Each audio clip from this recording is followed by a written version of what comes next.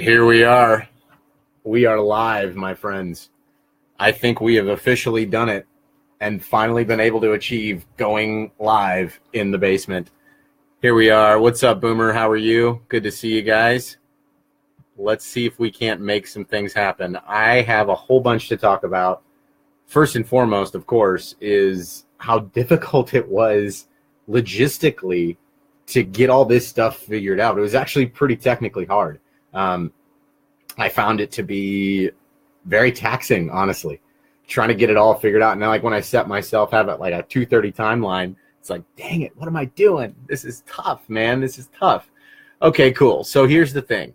I want to talk about a whole bunch of other stuff that doesn't have anything to do with this podcast at all. But before I do that, I wanted to let you guys know that I'm grateful. I'm grateful for you guys sticking around this long, listening, following. Some of you guys have known me for a very long time. Some of you guys have been around me for a very long time, and some of you guys have just gotten the opportunity to get to know me. And so what I want to encourage you guys to do is, first and foremost, go to Boris'sServiceDog.com. Talks about my dog, talks about all kinds of different stuff. Service dogs, veterans awareness, that kind of stuff. And then from there, you can go to TimothyLocklear.com, and I just sort of got that up. And that's going to have a whole bunch of different podcasts, images, some design work I've done, all kinds of different links to cool different stuff. And so check those things out. It's really helpful. I appreciate it. Moving on, I'm going to just remind everybody we're on a live broadcast if you are listening later. So we have a whole bunch of comments and stuff. Boomer said it's about time. Thanks, Boomer. Appreciate the support. Todd, thumbs up. And Todd also added, do you use OBS for live broadcasting? It's free. It's easy to learn, so you should know. Hello, what's the exciting topic? Okay, cool. So check it out, Todd. Number one, I want you to send me the link on message if you could, because I'm very interested. Number two, Carol, I've got a whole bunch of stuff coming. And then number three, hi, Nancy, I'm glad you're listening. Okay, so check it out. So I have composed sort of a summary of what we're going to be talking about. And in the comments, I'm going to put it right here, right now. Okay, so there's all of it right there. And that's going to be the outline of what we're basically talking about. The first and foremost thing, I mean, the overwhelming idea is going to be today that sort of the invasion of rights, right? The invasion of what we know as our freedoms. Not necessarily invasion, but a lot of us can at times feel like, hey, why can't I do this, or why can't I do that? Or furthermore, why can't I say this, or why can't I say that? Or why is this bad, or why is that bad? Why can't, these questions often get asked by a lot of my friends who choose to use medicine that is illegal in certain states, right? They say it's dumb that, I can't come and visit my family because the medicine that keeps me alive is illegal in that state, right? I know a lot of families that are that way. A lot of friends are that way. A lot of people I know are in that position, And so it's easy to sort of piss on the government, if I can just be blunt. It's easy to do that. It's easy to just sort of tell the government to go fly a kite. It's easy to do. That's a simple thing to do. It's very common. And I've taken that approach many times, just out of frustration. It's like, this is ridiculous that this is happening. I'm so frustrated and upset. I'm just going to throw my hands in the air, right? Oftentimes that can be the response. And I'm not saying anybody's wrong with it doing that, man. That's an absolutely reasonable response. But instead, let's try to make some changes. I know. I sound all motivationally and stuff. But, I mean, for real, we should be making these changes. And so let's make these changes by first starting by addressing some inconsistencies, right? Some places where laws maybe have gone too far and maybe need to have the reins pulled back in a little bit. So this first article that came up here in my Google News feed was that in Columbia, South Carolina, there's a proposed law that is basically going to give monetary fines and community services punishment for people who get caught sagging their pants in South Carolina. Sagging their pants.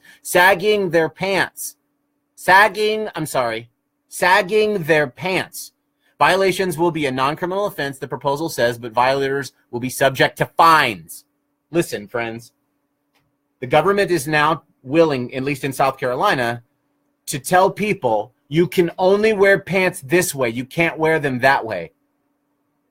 On the third offense, and any thereafter, the fine would be $75 and 6 hours of community service, or both. Hey, guess what happens if you get fined for wearing pants that the state of South Carolina says you shouldn't wear, and then you don't go to the community service? Guess what happens? You go to jail, friends. I bet you if you didn't pay the fines or go to jail or go to the community service, I bet you it may even become a misdemeanor or a felony, even worse. Failure to appear and all this different kind of stuff. It just seems like it's ridiculous. It just seems like it's ridiculous. Now, personal opinions are things. Have a personal opinion. Personal opinions are great. You should have them. You should. I mean, you should, often articulate your views and your positions and your opinions. And you should take time often to do that. And I'm glad for the freedom that we have in this country to articulate our positions and opinions. I appreciate that aspect of this amazing country we live in. I like that a lot. But what I don't appreciate as much, and I don't appreciate or value as much, is this idea, this concept that we can penalize people for the way that they dress. Again, opinions are opinions. Personal views are personal views.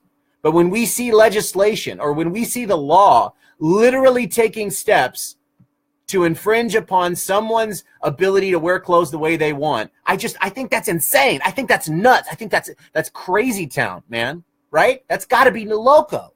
And furthermore, not just that there's laws that are proposed that intend to tell people what they can and can't wear, but more so that like nobody is freaking out about it.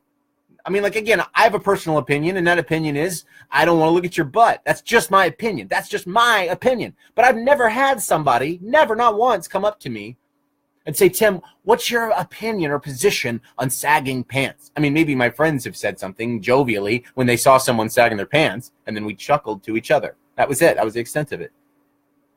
But to think that someone would literally, and again, I want to go back to this article and read this. This is from ABC News out of South Carolina, Columbia. The bill would make it unlawful for a person to appear in public wearing, quote, his pants sagging more than 3 inches below the crest of his ilium or the top of his hips, thus exposing skin or undergarments. And again, I want to be very clear. I'm not a fan of or in support of somebody exposing their body to somebody else and then claiming that that's like their personal choice. There's a point where it does sort of infringe on somebody at some point, right? If some dude's got a situation out, I'm probably going to say something. I might have some words to say, but see, there's a thing. We already have laws in place for that. They're called indecency laws. They're already in place for a reason. Because if a man's penis is out, then there's going to be things to say, right? There's going to be things to say. People are going to say something. If Luis all of a sudden just gets naked and starts dancing around in the street, right? Somebody's going to say like, hey, Luis, you shouldn't do that, right? If Jody all of a sudden just starts, deciding that wearing clothes that expose most of his genitalia is a good thing, I would probably say something to Jody, and so would other people. Because we have indecency laws, because we unanimously as a society have agreed. We've agreed that, hey, this is inappropriate or this is acceptable. But all of a sudden,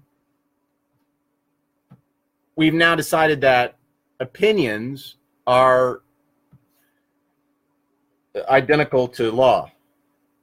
On the first offense, a person could be given a fine of up to $25. On the second, the fine would be 3 hours of community service and a $50 fine, or both. On the third offense, or any thereafter, $75 and 6 hours of community service, or both. Hey, Jody. Hey, Jody. I know I just typecasted you as the naked man in the street. Sorry, bro. I just couldn't help it. But for real, though, I mean, like, this is ridiculous. This has got to be, somebody's got to say something at some point where we're like, listen, we've got these laws that exist that keep people, quote unquote, fingers in the air safe, right? That's what happens, right? It keeps them safe, right? But at the same time, we have these other laws that exist that totally contradict any idea of freedom whatsoever, no matter which side of the political party you're freaking on. This has got to say something about someone.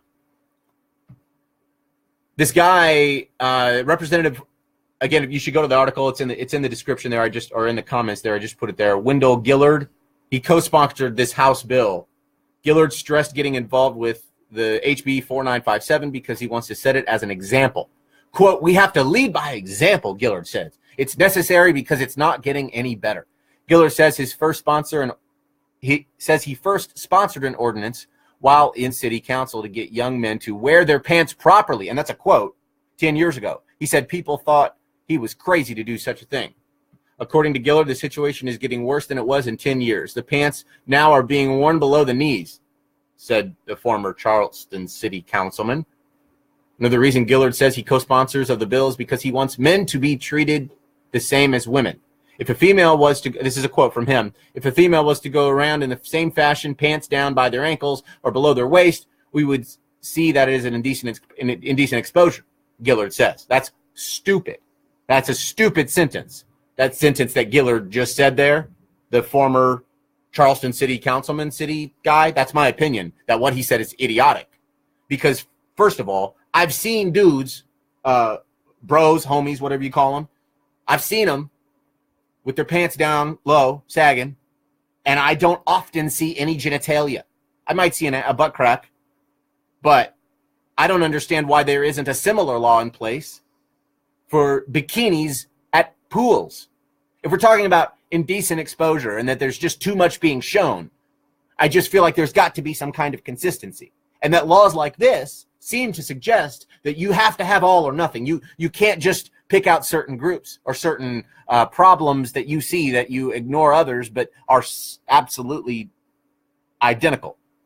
If it's a problem for dudes to have their pants around their ankles, then it's also a problem for women to have tight. That's just ignorant. How can you walk around properly that way? Louise said. One is the other, okay? I'm saying that if a woman wearing, I'm sorry, I got totally thrown off course by Lou. We're in a live broadcast if you're listening later, but Jody and Louise are going. Jody said, I actually had my genitalia at that moment you said that, so totally not slander. I appreciate you, Jody, and your pander here. Louise said that's just ignorant. How can you walk properly that way? Right, and look, it may or may not be ignorant, okay? It may or may not be. That's not the problem. That's not the issue here. There's a law, you guys. There's a law. They're going to take money from these citizens. These human beings are going to have money taken from them for the way that they're dressing. I don't understand how that's okay, right? Because if it is okay, and if it is consistent, and if this South Carolina guy, this former councilman guy, if he, I shouldn't say guy, that's bad reporting. His name is Mr. Gillard, okay, pardon me, and he's from Charleston City in South Carolina. If his proposed bill is good, then it must also be good to penalize women who sunbathe in their backyard or go out in public wearing clothes that are absolutely 100% exposing parts of their vulva. Look, it's none of my business how a woman dresses. It's none of my concern. It's not. And I'm going to raise my son to have moderate and reasonable responses to those kinds of things in public because he's a human being and I have to prepare him for those kind of things. But it's not my job to go out and try to legislate what a woman does or doesn't wear. Furthermore, what a man does or doesn't wear, as long as their primary genitalia are not exposed, I don't really care. Unless you come and ask me my opinion, then it's like, oh, well, Tim, what do you think? Well, here's what I think. I think you all should, I don't know, whatever. And, okay, Boomer just sort of said it, but maybe it is or isn't. I don't know. It does seem a little racist. I don't know, right? Now, if you go to Detroit, there's a whole lot of white dudes sagging their pants and acting thug, just as many as there are African-American or Latino people. I mean, it's a common thing. Luis Espinoza added, people make laws to seem like they are doing something productive when in reality, they have nothing better to do than try to control other people. Jody said, let's cut to the chase and say that South Carolina is pretty racist, and this sounds like just another attempt at keeping the black man in jail. I don't know, Jody. I don't know. Maybe that's right. But regardless of race, regardless of whether it's a race issue or not, okay, the fact is it's an unethical law, right? And I just wonder who's the victim in this crime here that's happening, these pants around the ankles of these persons.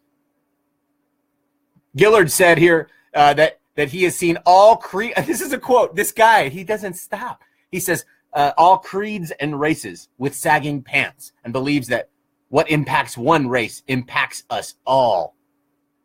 It's like he's talking about the plight of the African American in the early, social justice movements. It's like he's talking about that, but yet that's not what he's talking about. He's talking about pants around the ankles. That's what he's talking about. And also, hey, let's mention something else. We're not talking about him necessarily around the ankles, although I've seen that way. I mean, these guys are just wearing their pants the way they want. Who gives a crap how they wear their pants? Let's just discuss for a moment their current living status, like how they're living. Let's talk about how we can help them, right? Or maybe talk about how we shouldn't be bothered by what they do or don't do at all. We shouldn't actually concern ourselves with what they do or don't do, because really it's actually none of our business. Unless they ask our opinion or ask for our help, or there's some way we can actually affect the situation in a better way, we should keep our fingers out of it. So there's another example of this kind of behavior, but it's not in America, okay?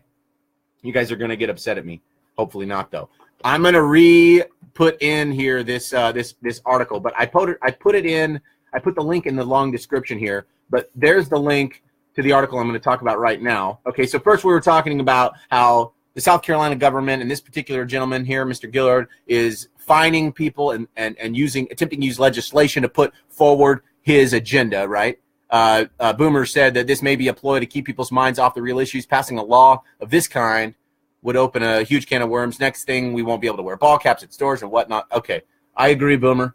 So in light of that kind of activity and behavior where we're telling people what they can and can't do, this Bahrain activist, so this news comes in from BBC, the Bahrain activist is jailed for 5 years over Twitter comments. Read over that for a minute. That's crazy, man. That's crazy. Like, the fact that we live in a world that is actually that's actually happening. That where people are really actually being told that they can't say certain things. Now, again, I don't think that I would be in support of somebody saying or being allowed to make threats or harass people, I guess. I just don't know. And I don't think I'm the one that makes that decision or should make that decision for that matter. I don't think I should be the one. So I don't think that that's the thing. I don't think that I should be the one that gets to decide that, and I also don't think that anybody else should get to decide that either. Boomer added, devil's advocate, the inner city neighborhoods would most likely be a lot cleaner because of all the community service. Okay, yeah. But that wouldn't make the law any more ethical, Boomer. That wouldn't. And honestly, the issue is not a matter of should the law, the discussion should not go as far as should that law be passed or not. That shouldn't go that far. It's why should the law exist? Why should that law exist? The law that says you should get fined or go to jail or have to do community service if you wear your clothes a certain way that a group of men in a giant building all equally decided is the best thing for everybody to do. That's Orwellian lunatic 1984 crazy stuff, man. And I'm not down with that. But we have in Bahrain, this guy here is, I'm going to try to pronounce his name, Nabil Rajab. Bahrain has sentenced a well-known right activist for 5 years in prison over his social media posts. He's a key figure. And okay, so you've got to read through the article to find out a little bit more about it and about this person particularly. But the guy basically is being touted as like a civil rights activist in essence. And he's been in and out of jail since he helped lead, this is a quote from the article, since he helped lead a pro-democracy uprising in 2011. His current 2-year sentence was handed down in July 2017 for this is a quote, for broadcasting fake news, after a court ruled that he had that he had undermined the prestige of the kingdom. He has suffered from poor health. However, this article here that I'm reading, this isn't like from 1955. This is 8 hours ago from BBC News, right? The 8 hours ago from BBC News, they said this, right? That's insane.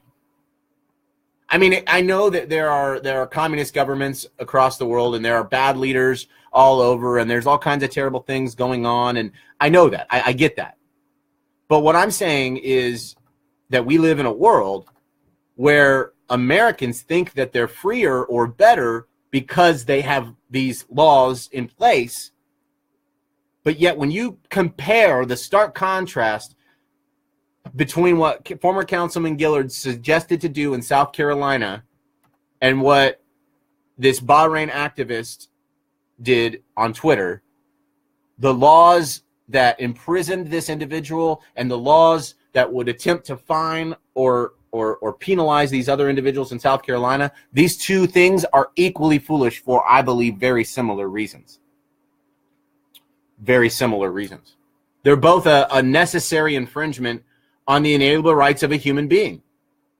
That's exactly what it is. Robert added, the social media crackdown has only just begun. Oh, I know it, man, and it's crazy. And the more you look at it, the more it's there. It's kind of like that. It's like the first time that you have natural medicine, then you sort of can look at life in a different way. You can actually look at life in a way that's like more vibrant and beautiful. And you recognize things in a new way.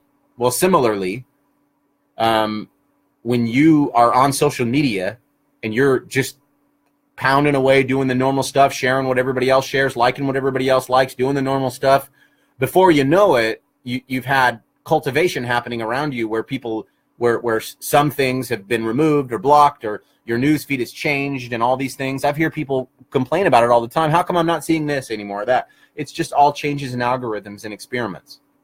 We don't have any more freedoms than they do in Bahrain. But we do. We have just different freedoms, right? We have the ability to say what I'm saying right now, and I don't have to go to, be in fear of going to jail. I don't fear that right now. I don't. But at the same time, there are people I know who do live in fear every day of that. They live in fear of speaking out because they'll be penalized or they'll be judged, or the cult that they're involved with won't accept well what they've said, right? This is just crazy. The more you guys should for sure please go check out the article. There's some content in here that's pretty amazing. Some of the tweets around this guy that's being called the rights defender in Bahrain, or Bahrain. It's just everybody in the whole Twitter world is saying this is an egregious, absolute atrocity. Something needs done. But this dude's still sitting in jail because of Twitter. Man, that's tough, dude. That's a tough life. That's a tough thing. So maybe the next time you guys compose a post or a tweet, maybe not now, and maybe not you, but maybe somebody should think about the cost. Think about, the stupid crap that you share. Think about that. And me too. And think about why it's valid or important. And if I might go to jail for what I said on Facebook, I wonder if I'd be as flippant about what I say. You know what I mean? I wonder if I would be as just as placé, who cares? It doesn't matter. I can just, I can just do whatever I want. I can go wherever I want. I can say whatever I want. It's okay. And I don't live in fear of being penalized. I don't feel like I'm going to go to jail if I say that the government is terrible, or if I say that they release fake news, or if I say that they're doing things that are hurting Americans or hurting veterans, or that they're behaving in inconsistent ways, right? I can say these things freely without any fear of repercussion from my government at all. But that's not the same for this dude here. This dude here is actually in jail for what he's said and done on Facebook and Instagram, on Twitter. That's crazy right there. That's pretty loco that we're looking at that's actually happening. So I guess the application, in my opinion, from that to how I live my life here, right? Because I just talked about how we shouldn't be so wrapped up and worried so much about the way these people are dressing or not dressing. If they're sagging their pants, who gives a crap, dude? It doesn't matter to you, and it shouldn't. It shouldn't matter to you. It should not matter to you, not one bit. But it does, and I think the reason it does is mostly because people are selfish. They think more about themselves than they do other people, and they oftentimes will allow that selfishness to overwhelm what many people call their couth, or their sort of their ability to think rationally, right? And I just feel like we at some point are going to, at some point we've got to hold each other responsible, right? We've got to hold each other responsible. We've got to do something to tell the society that we live in, to tell the culture that we live in, that this isn't normal behavior, that these things over here that you see, that you're seeing, this stuff here, this isn't normal, right? These other people that are behaving badly and poorly, this doesn't represent my country or what I believe in freedom is in America is. And so just because they're doing it, it doesn't mean that it represents all of me or what I believe. These views do not necessarily represent those, is what I mean. And so I just think it's really important that we not lose sight, It's really easy to just get sort of wrapped up in what we're talking about on our Facebook and what we're sharing and what our news feed is. Well, we've got these things happening around us that should cause a little bit of attention, just a little bit of attention, in my opinion. So I want to move on just briefly, but it's totally worth it. I'm gonna post a link in here. It's to a book. Here's the link right here. Bingo, bango, bongo. There it is. It's in the newsfeed comment area section. It's a killer book. It's an amazing book. The author is Leonard Sheff and Susan Edmonston. The name of the book is The Cow in the Parking Lot: A Zen Approach to Overcoming Anger. A Zen Approach to Overcoming Anger. It's one of my favorite books. It's pretty amazing. It has a lot of different ideas that help us better understand why we do what we do, why we say what we say, how we say it, to whom we say it to, the reasons we say it. It gives you an ability to sort of think around, right? That mindfulness ability, it's amazing, right? It's amazing. And the ability for you to just sort of know what's going on and know that you don't have to freak out about it and know that it's okay. It's amazing. It's amazing. It's amazing. So I'm going to copy in the in this comment here. I'm going to copy in the description of the book so you guys can take a look at it and read it when you get time. There it is. Road rage, domestic violence, professionally angry TV and radio commentators. We're in a society that is swimming in anger, always about to snap. Leonard Sheff, a trial attorney, once used anger to fuel his court persona until he came to realize just how poisonous anger is. That and his intense study of Buddhism and meditation changed him. His transformation can be summarized in a simple parable. Imagine you are circling a crowded parking lot when, just as you spot a space, another driver races ahead and takes it. Easy to imagine the rage, but now imagine that instead of another driver, a cow has lumbered into that parking space and settled down. The anger dissolves into amusement, and what really changed you, was it you or was it your perspective? That's the idea. This cow is coming to sit in this parking space that you were yourself going to park. So instead of some jerk coming in and swooping it in, you are now the recipient of a little bit of cow karma. So again, continuing on in this quote here, he says, using simple Buddhist principles, applying them in a way that is easy for non-Buddhists to understand and put into practice, Sheff and Edmonston have created an interactive book that helps readers change perspective step by step so that they can replace the anger in their lives with a newfound happiness. Based on the successful anger management program Sheff created, The Cow in the Parking Lot shows how anger is based in unmet demands and introduces the four most common types: important and reasonable, you want love from your partner; reasonable but unimportant, you didn't get that seat in the restaurant window; or irrational, you want respect from a stranger; and the impossible, you want someone to fix everything wrong in your life. See how this goes just like deeper and deeper? It's pretty amazing. And these books, along with a couple others, like the Tao of Pooh, the Tao of Piglets, these kinds of things have really helped a lot with how I see things, with how I look at the problems that I face each day. And a lot of times, a lot of times I'm wrong. Usually my ego and my pride gets in the way, and because of that, I allow overwhelming circumstances to get the best of me. And so I know now that I don't have to do that. I know now that anger is a choice and a response. And I know now that above all and beyond, I don't have to behave in a way that hurts other people or that reacts to every situation that I see. I don't have to do that. It's a choice, right? And so the more I study the idea of mindfulness as a practice, the more I'm intrigued by the freedom of being, for the first time, in control, right? For the first time, like, I'm in the driver's seat of my, not just my mental health care, but my treatment and therapy overall, right?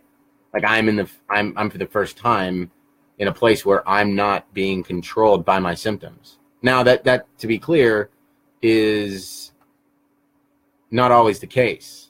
Sometimes I don't have the opportunity to, to be able to actually use the mindfulness techniques that work. Sometimes I am lazy. Sometimes I let my symptoms get the best of me. And that's most of the time, usually because I'm hungry, angry, lonely, tired. That's usually it. Hungry, angry, lonely, tired. And it's the acronym. It's HALT, hungry, angry, lonely, tired. Because if I'm hungry, angry, lonely, or tired, I guarantee you I will be much more susceptible to forgetting these problems, these things going on, these issues. And because I forget that they're there, because I forget I have these symptoms, a lot of times I just let them get the best of me. I let them overwhelm me and push and push and push. And so these books are essential. These are essential books because the principles within them are truly what makes them amazing. Like, the principles here that are put forth in these books are what makes the difference between losing your mind or keeping it cool and being chill. Sometimes it can be that, the difference between life or death in that sense. Not necessarily in that sense, but in the sense that freaking out means I have to now, leave a store or something because I lost my temper, I behaved poorly, or I said something I shouldn't. I have to go back and say I'm sorry. All these things. It's like I have to undo all the crap I did. 5 steps forward, 10 steps back, 8 steps forward, 2 steps back. That's how it goes. But understanding that I absolutely need the peace that comes from mindfulness gives me the freedom to better understand how I can help not just myself, but other people. Like, there's so many other veterans I know who are in the situations that can be helped with just a little bit of mindfulness, just a little bit of focused intent, A lot of people I know are like that. A lot of people I interact with on a daily basis could benefit in some way or other from mindfulness techniques, from the idea that you're in the driver's seat, you're in control, you're not subject to other people necessarily. You're not necessarily required to abide by what other people suggest you do. You're not. You don't have to. And it's not about, you guys hear me talk a lot about veterans, but it's not about veterans versus non-veterans. It's not. It's not about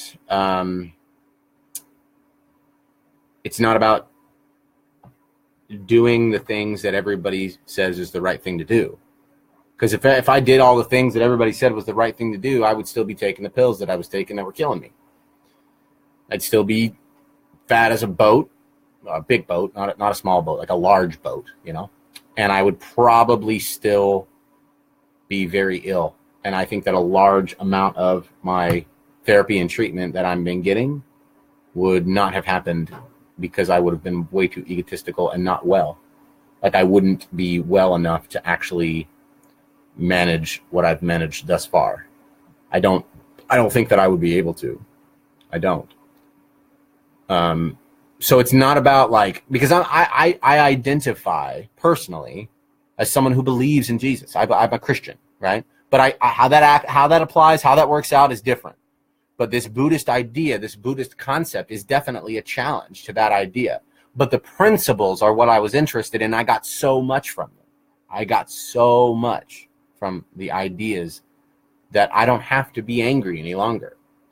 I don't have to get wrapped up in what they call buttons. So from that link I sent there, Chef and Edmondson show how once we identify our real unmet demands, we can dissolve the anger. How? And once we understand our buttons, we can change what happens when they're pushed. He shows how to laugh at ourselves and powerful early step in changing angry behavior. By the end, as the reader continues to observe and fill in the exercises, honestly, it won't matter what takes the parking space. Only you can make yourself angry. Wow. And the way these guys talk about anger, it's amazing. They talk about it like it's a redneck talks about terrorists. You know, I mean, for real, they mean it. They get into it, and it's awesome. It's amazing. So I'm going to wrap this all up with the final idea, final concept here.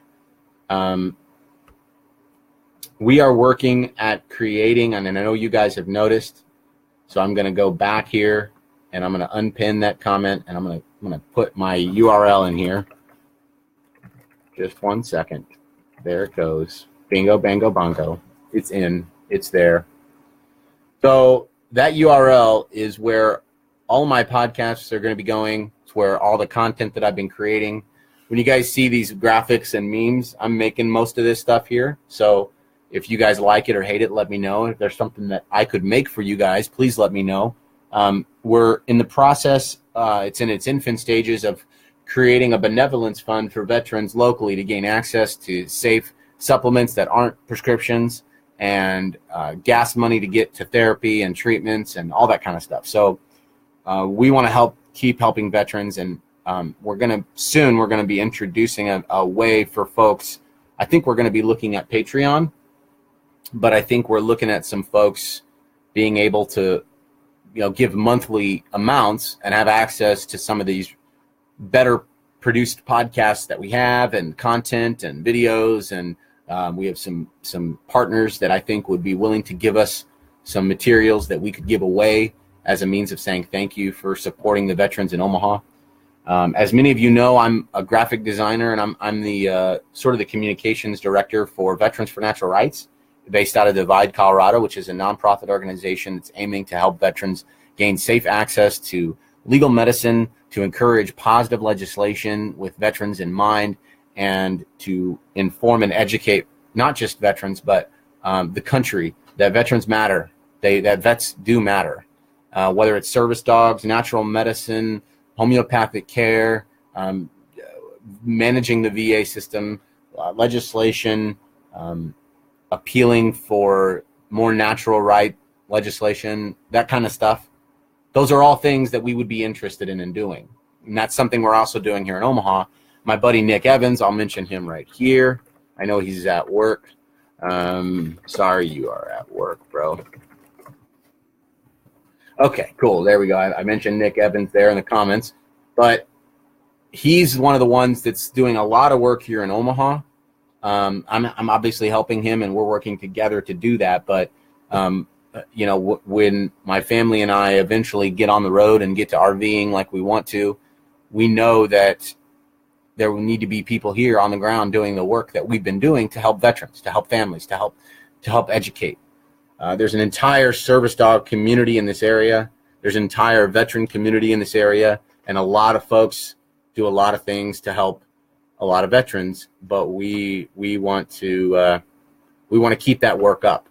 We want to keep making it happen as much as we can. So TimothyLocklear.com. That's just all the podcasts and videos and YouTubes and all that stuff. But more importantly than that, veteransfornaturalrights.org is a website that's going to be linked to the national work that I was just talking about, the nonprofit organization Veterans for Natural Rights. Visit also BorisTheServiceDog.com, finding out about my big dumb black dog that's laying on the ground sleeping like a lazy bum. He keeps me alive. I have all kinds of crazy stuff that goes on that he helps me with. More information about that, you can message me or visit the website. That being said, this weekend, I'm going to go find the event link right now, unless Nick can find it if he's listening. I know he's at work. He may not be able to hear this right now. But I'm going to go try to find that event right now and get the link. I should have had it up sooner. But we're having a hike this week, and we would very much like it if you would consider joining us. We are going to be having it in Bellevue at Swanson Park, and if I can find the event, then I'll share it here as soon as I get it. The idea behind these hikes is that when you get together with people who, there it is, I found it, who are like-minded in some degree, who agree on some level that, hey, I'm a veteran, and hey, I matter, etc., whatever. Okay, here goes the, there's the event link right now. So that's coming up on this Saturday at 11 a.m. When you get a bunch of people together that are like-minded, what they can do is amazing. How they can what can happen. It's absolutely amazing. The sparks that can fly, the camaraderie, just the therapy. It's all amazing, and it's all absolutely 100% impossible to do unless it's organic. Unless it's organic, it won't work. And so you've got to find a way to make it organic, and the only way to truly do that is by making these kinds of things happen, making these kinds of hikes happen. And we have seen dudes who have, been to the point where they feel like maybe I'm ready to not live anymore, right? Maybe I don't want to be alive anymore, or maybe I don't want to do these things that we're doing with this life here anymore, or they're falling off the wagon proverbially. These guys, a lot of them are coming on these hikes and seeing big changes, right? And it's not so much about the hike itself. It's about the camaraderie, knowing that there's a thing that I have to do that I'm doing, and knowing that it's going to work. Knowing that everything's just, for this hike at least, it's going to be all right. Everything's, going to be okay for this here. And it's like, that simple fact can sometimes sort of undo whatever funk it was in your head that was causing you to think that ending your life was good. It's amazing. I mean, it's been proven that physical activity, especially with other people, is proven to do all sorts of crazy stuff for people's mind and biology and all kinds of things. So it's proven in that regard. And I've sent out links about these kinds of things before, and it's not, by any means, it's not new news. People know this stuff. But what a lot of people don't know is that there's so many of these veterans every day that are fighting with this stuff that don't have the benefit of what I'm talking about. Natural medicine, all these things, resources that are going to help get people the help that they need, right?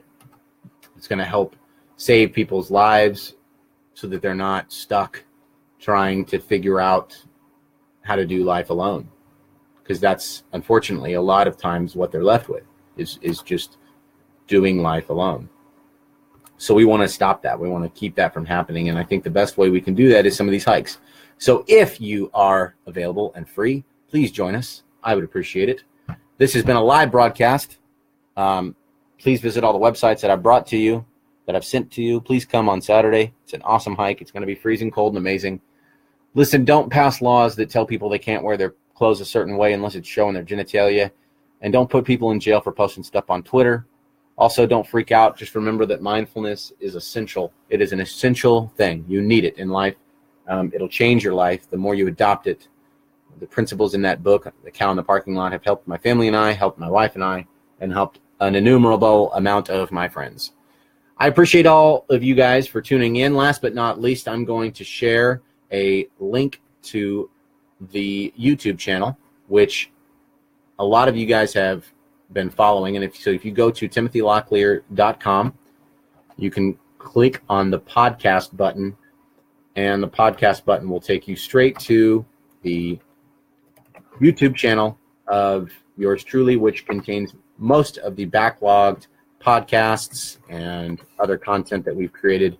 Hey, Nick, you're awesome. Appreciate you tuning. You're saying words because I know you're busy and at work and stuff. But there's the absolutely, man. Appreciate it. There's the link to the YouTube. This is not all self-serving. This isn't about promotion of Tim, okay? It's not. And I've done some checks and balances, and I've asked some homies. I've made sure. I was like, dude, listen, are you sure it's good to say this? Does this sound prideful or cocky or self-promoting? And da-da-da? And he says, no, it's not. So eventually we're going to get a Patreon up. Hopefully we'll have the way for you guys to be able to pledge resources to help veterans in the metro area get access to safe things that can help their lives be better. Thank you guys so much. You're beautiful. I'm going to end the broadcast for today, and hopefully you'll hear from us tonight, because tonight Nick and me and a whole bunch of other homies are going to get together at a coffee shop, and we're going to do a broadcast from Veterans for Natural Rights Omaha. Check it out, guys.